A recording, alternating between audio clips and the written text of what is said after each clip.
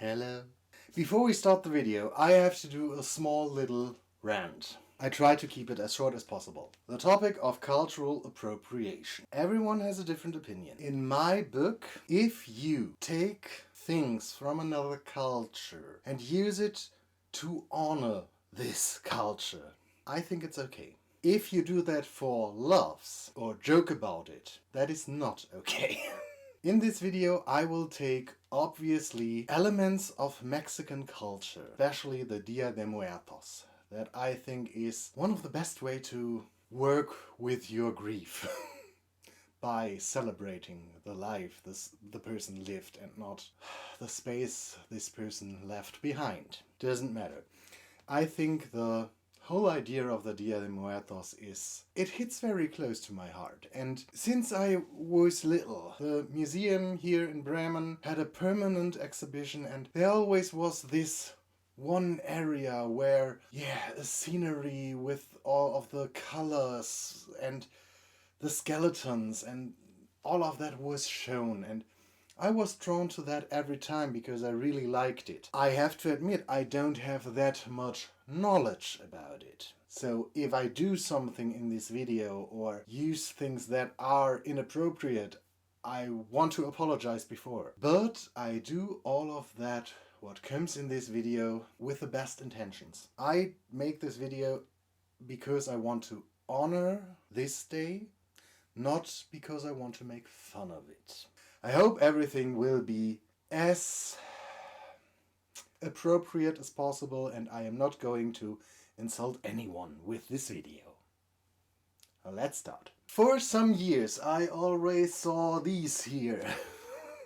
And not especially her, but the Barbie versions as well. She was the only one that I was able to get my grabby little hands on for a price that I was able to afford.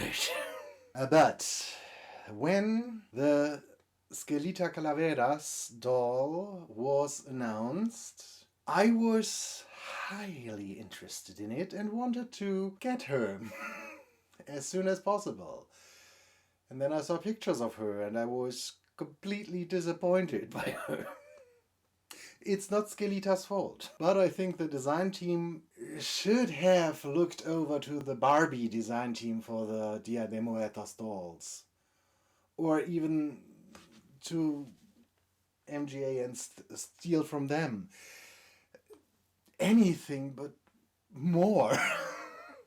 More than this doll has. I was a bit sad because I really was looking forward to her, because Skelita is one of my most favorite Monster High dolls, and this opportunity being missed so much bugged me quite a lot.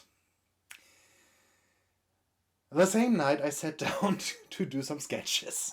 So began the journey to make my own Dia de Muertos doll. And so does start the voiceover as well. As I mentioned, I sat down and did some sketching. And for the first draft, it's a little bit sad that I have to admit that, but the design was mostly done by looking at pictures of Dia de Muertos celebrations, so in hopes of seeing as many hopefully Mexican origins as possible of designs for the Dia de Muertos. Looking at the Barbie dolls and at the Disney movie Coco. That I already loved for years, but so that was basically where I took my designs from. I did some research as well, that for example marigolds are something you see quite a lot, so I tried to incorporate them into the design, but did not use them in the end, to be honest. But yeah, I saw a lot of these halos that are quite fascinating, I think, and they were decorated with a ton of roses, and nearly all of the dresses were the same base dress, which I think is more or less a traditional Mexican dress. And I wanted to use that as well, and I wanted to have a lot of embroidery on it. And while I was doing the design, I thought, why not use the frills that I had at the end, the lace or the borders frills, and do them out of lace in different colors to represent these garlands that you see everywhere during the Dia de Muertos. And I have a problem. I made this sketch. You might remember this. Yeah, and after that sketch, I went to my now most favorite page, Temu, and bought some stuff. Yeah, I bought these. And I bought these. And I bought these. And now we are coming to the territory where everything went wrong. Because I tried to get the colors as close as they to the flowers as possible. So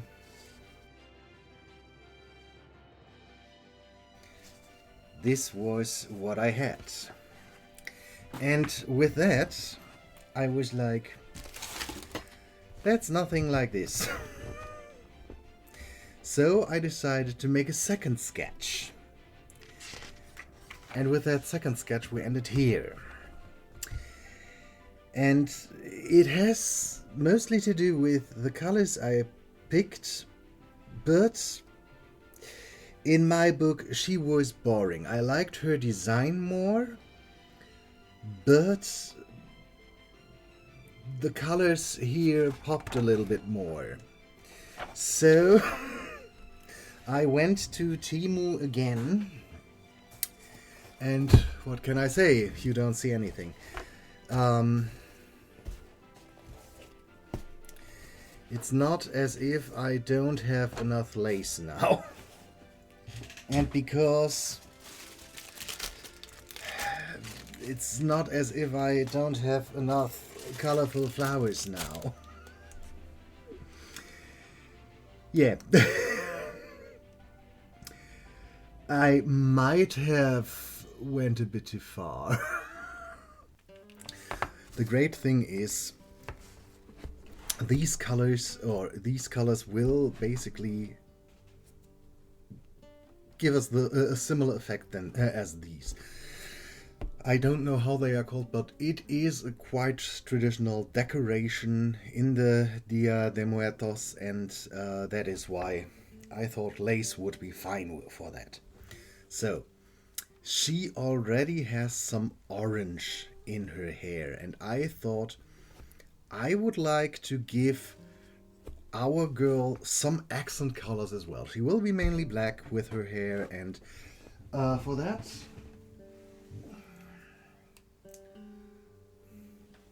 I still have quite the amount.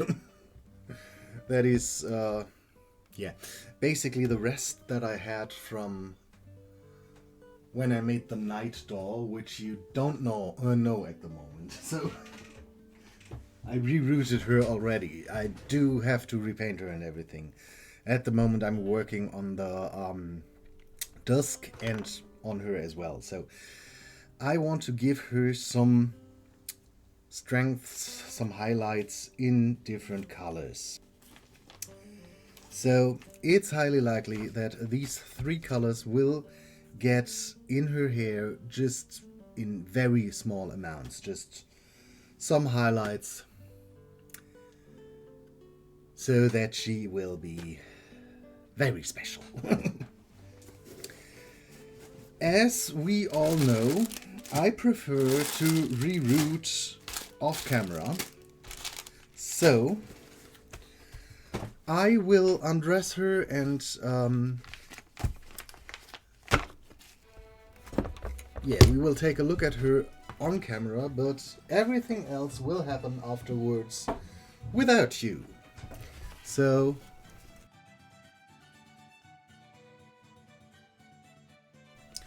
we keep the belt and we keep the arm thingamajig bracelet.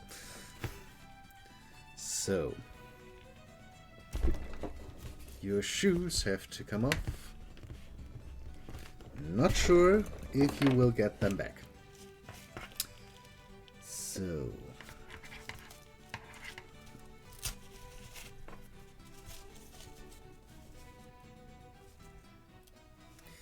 yeah, quite similar to the look I am looking forward to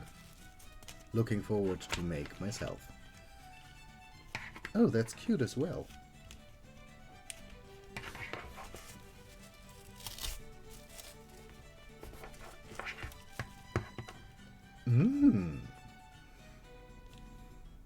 Yeah.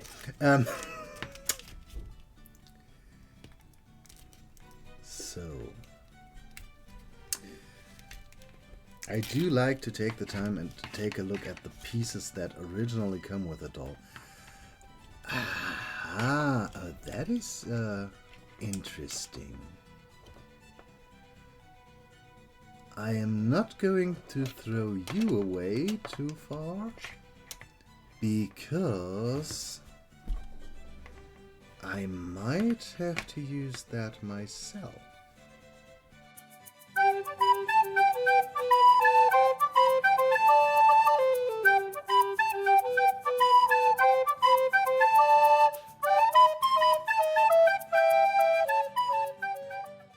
Let's work on our girl's dress, because I am done with the reroute and that needs to dry now.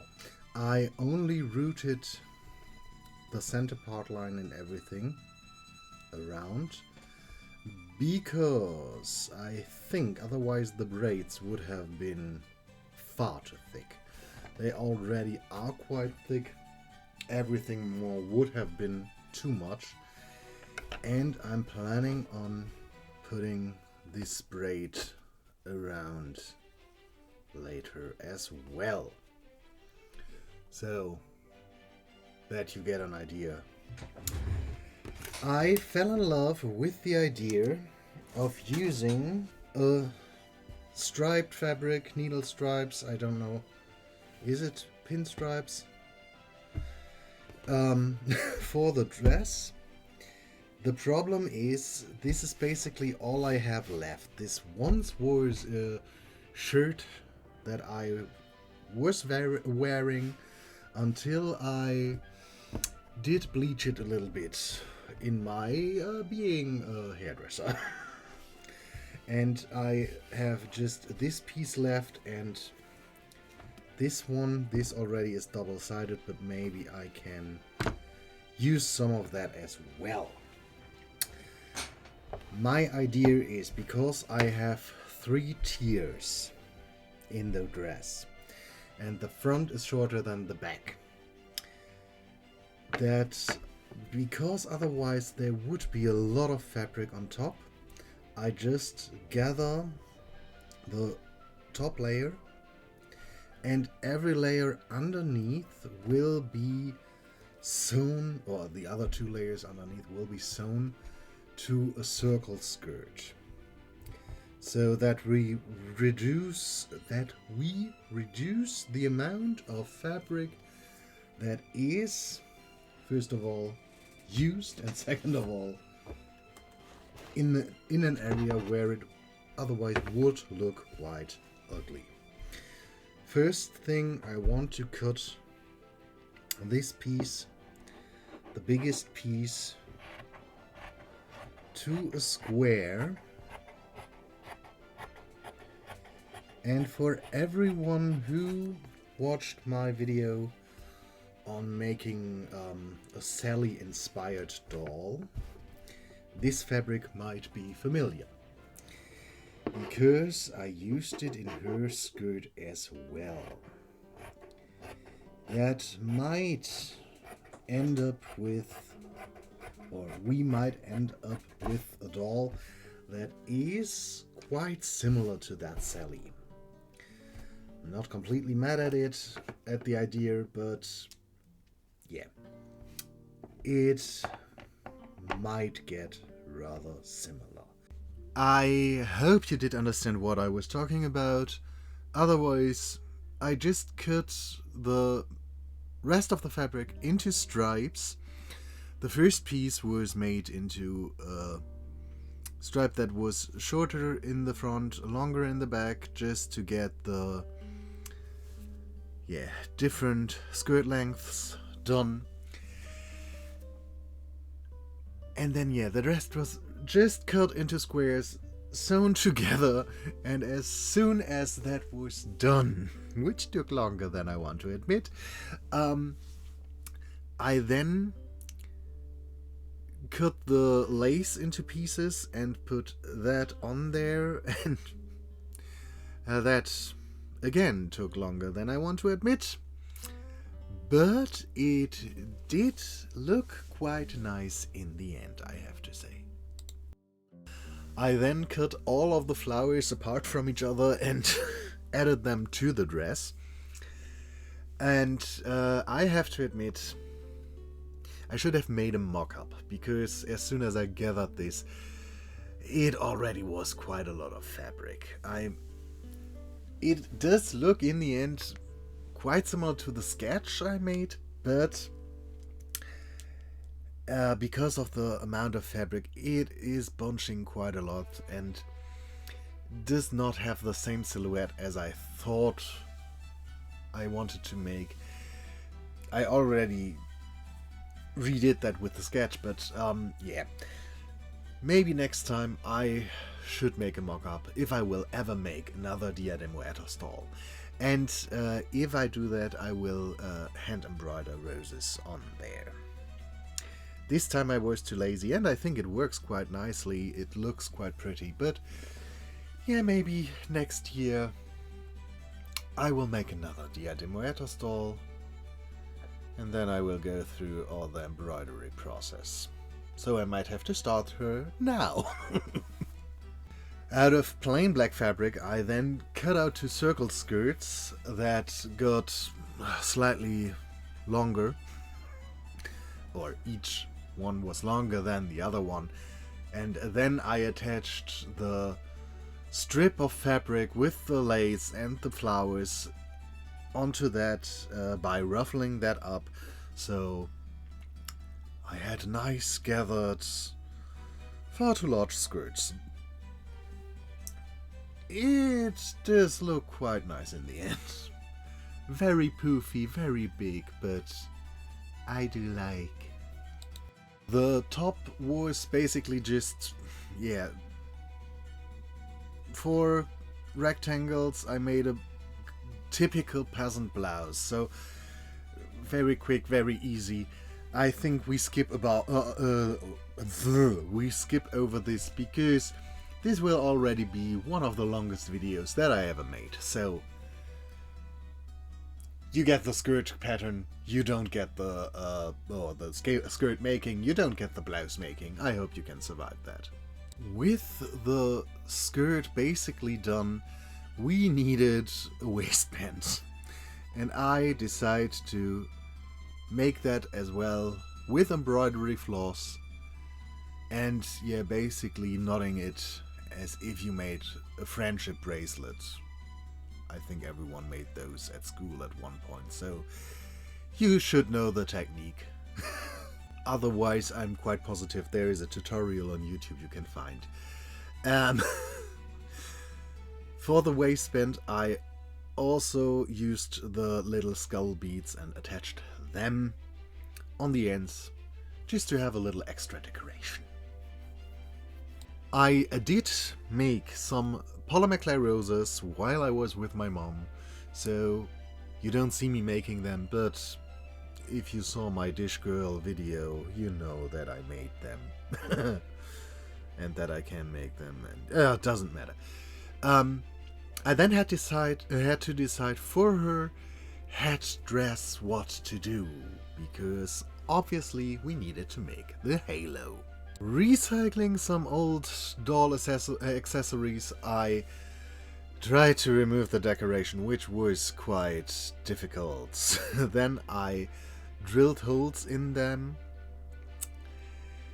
and cut wooden skewers to different lengths, glued them in there, and slapped a bunch of gold on top of it. And because I didn't have any gold paint left, I mixed some myself with mica pigments that I normally use for resin. So now we know using mica pigments and some crafting glue gives you a kind of color that works. And because I was at it, I not only painted her halo with it, I painted her shoes as well. So she will get her original shoes back. A first for me, I think. And to prepare her braid for getting attached with pins, I used a little bit of hot glue at the ends, wrapped some black ribbon around it, and sealed everything in so I could cut away the knots. It's still chunky, but not as chunky anymore, and it will stay in place. Ta-ta. I then did wrap her head and gave her 3 sprays of MSC and started the repaint. I started basically with the black outlines because of all the face paint that I was planning to do. And I thought the wisest decision is laying out everything, then giving her a spray of MSC and building up the color. Oh boy, was I wrong. The problem was not that it did not work, the problem was the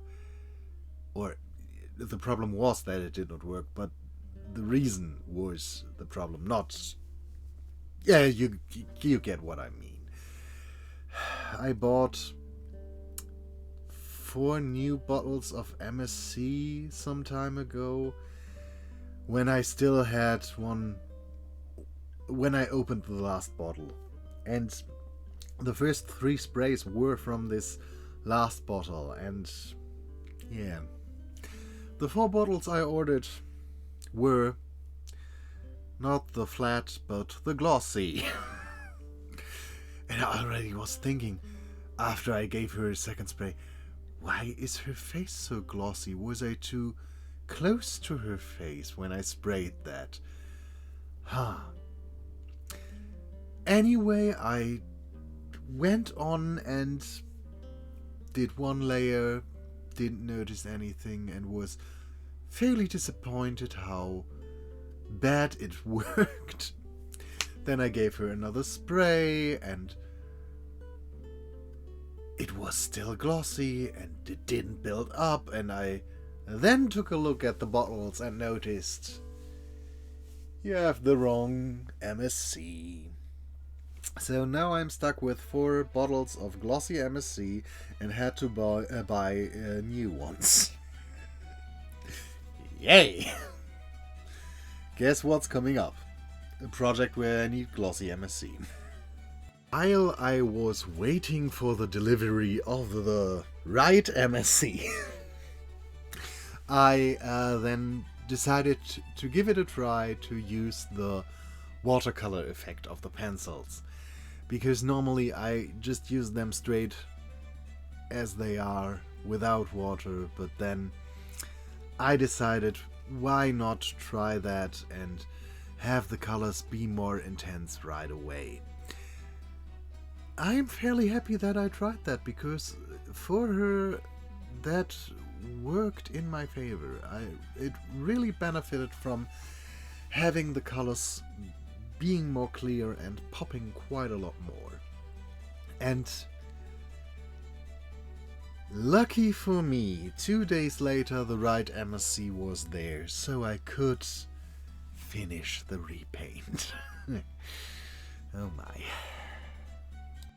After she was glossed the last time, with MSC flat and not with gloss, I gave her some lashes, put some gloss at least on her iris, not at the black part.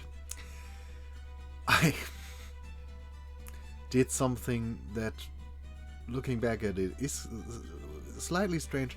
I even put some matte varnish onto the black of her eyes to have it look more dark,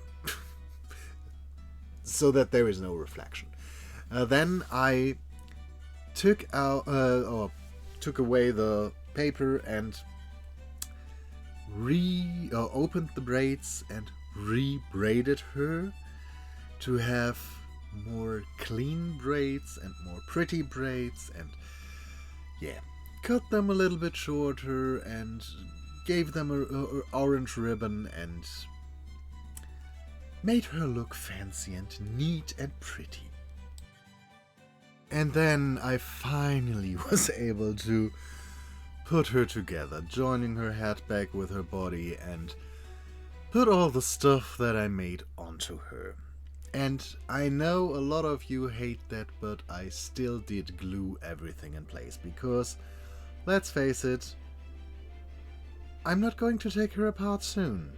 And if I ever go and take her apart, I will take her apart completely. So, yeah, I decided to glue everything, pin her braid in place, glue the roses, and it was a bit complicated, but in the end everything was where it should be and stayed where it should be. And I was fairly happy with her. I looked at her and thought, yes, she might be different than the sketch that I made. Not that much, but she is a little bit different. But she turned out pretty, and I really like her, and yeah, then it was finally time to take some pretty pictures of her. I did decorate my picture taking 10th thingamajig with the stuff I bought, and then I noticed something. I hate this setup. So what else was there to do than taking everything down and using the next 24 hours to build a complete new backdrop? Let me present to you roughly 24 hours of work. In the end, I'm fairly happy that I did that, but yeah, I could have used the runes that I use in nearly every photo shoot, but no, I completely created something new, and let me tell you, I think I will use this in quite a lot of shoots now. And yes, I'm wearing a Pokemon Christmas sweater. It is frickin' cold in my living room, so don't judge me. Just to get your attention to this little focus point, I stitched together a small costume for a skeleton thing, because I thought it was hilarious to use her as a kind of Madonna in the backdrop. Yeah. And now, without further ado, let's look at the finished, decorated, and hopefully beautiful pictures of the Dia de Muertos doll I made.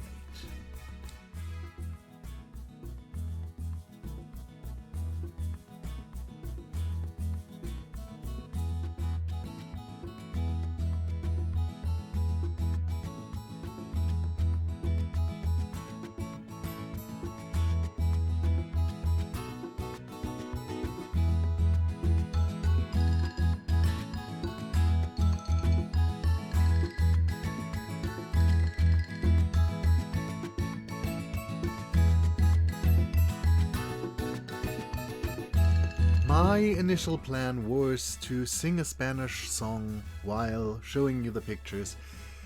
I did not do that in the end because it was just me singing a cappella and it sounded a little bit sad and yeah, not as nice as I thought. So after talking with my brother, I skipped that, but I wanted to mention that because I'm not sure if I talk about it somewhere in the video that I did not remove afterwards.